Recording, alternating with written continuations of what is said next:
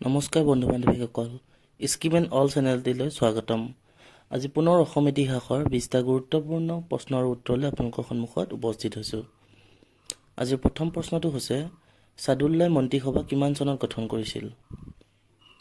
উত্তৰ 1939 চনত।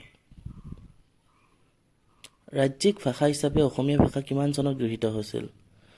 উত্তৰ 1961 চনত। পাণ্ডুত কংগ্ৰেছ অধিৱেশন কিমান চনত অনুষ্ঠিত হৈছিল? উত্তৰ 1926 চনত। ডক্টৰ ভূপেন হাজৰিকাক সাহিত্যাচাৰ্য উপাধি কিমান চনত প্ৰদান কৰা হৈছিল? 2008 চনত।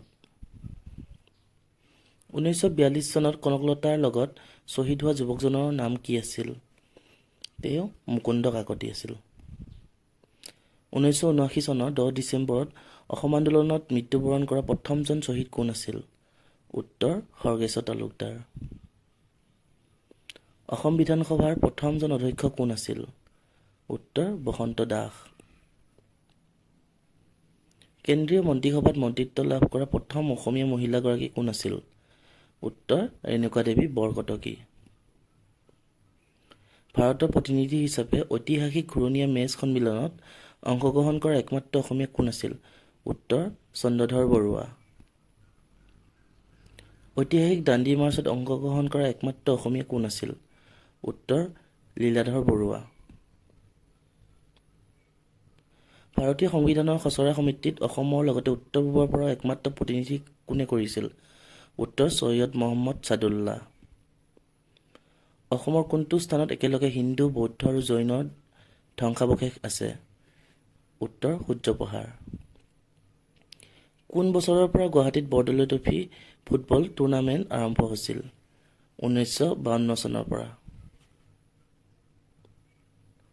অসমীয়া আলোচনী জোনাকীৰ প্ৰথম সম্পাদক কোন আছিল? উত্তৰ চন্দ্ৰ কুমাৰ আগৰৱালা। অসমৰ মৰিয়াসকল কি ব্যৱসায়ৰ লগত জড়িত?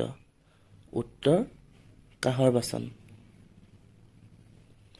অসমত স্বৰাজ দলৰ প্ৰথমগৰাকী সভাপতি কোন আছিল?